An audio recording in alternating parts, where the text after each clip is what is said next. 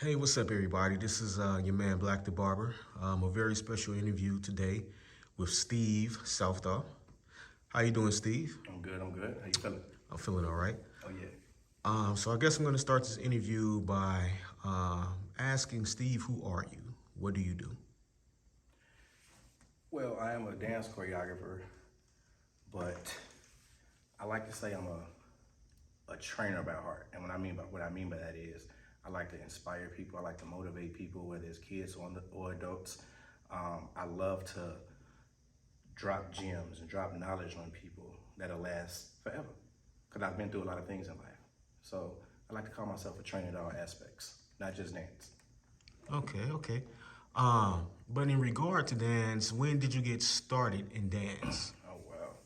Well, I'm 41 now. I started dancing actually when I was probably around like 12, just getting into watching Michael Jackson tapes, of course, in that era. But I didn't start taking it serious till I was about 15, 16. And then my first talent show was actually at 16 at Lou Wallace out in Gary, Indiana.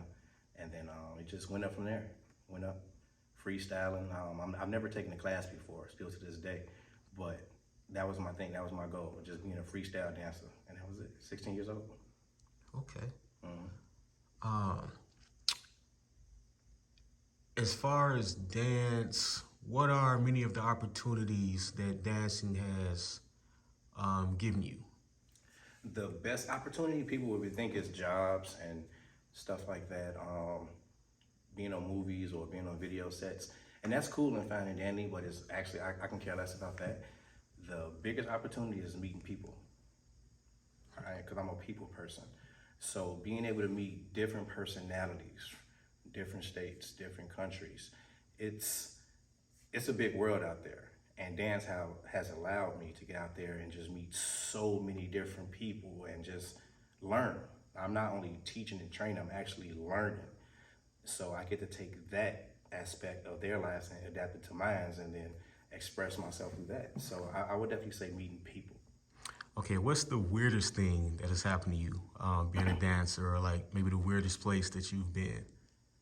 The weirdest place I ever danced was probably, I hate to say, but it was a church. Because as you know, hip hop is hip hop. And back then, in the area when I was coming up, it wasn't really that many clean versions.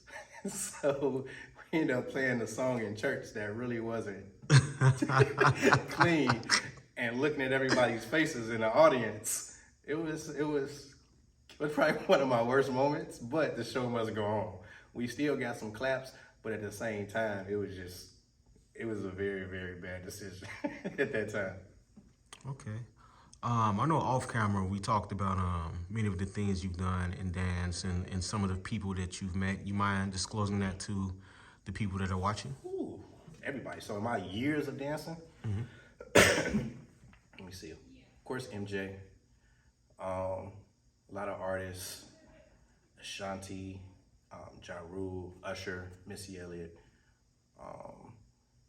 As far as when it comes to like rappers and stuff like that, I've been in the same places as a lot of rappers, not necessarily had conversations with them, but I probably think we talking about old stars. We talking about like Yin Yang Twins when I was coming up, that was hot and popping. Jagged Edge, Drew Hill, people like that.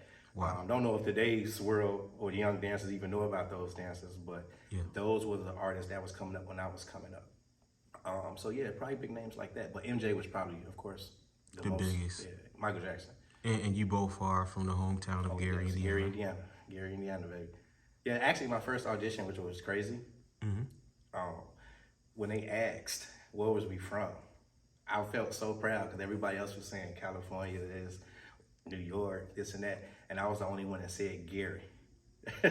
Right? So when I said Gary and I seen his head go up like that, it was like the best moment of my life. That was probably like the best moment of my life. So I had to bring it because I was from Gary. Yeah, that's You know what great. I'm saying?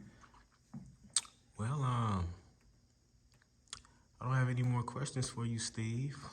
This is a brief introduction into who you are, and I know you have many more things that will be coming in the future, and hopefully we'll work together. Oh, we definitely gonna work together. We definitely gonna work together.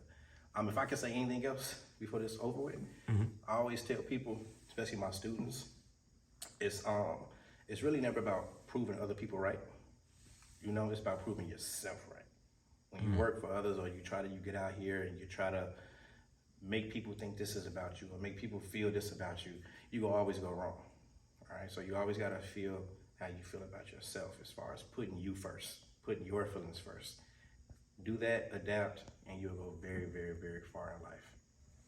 Steve, thank you. Of course. All right. Oh yeah.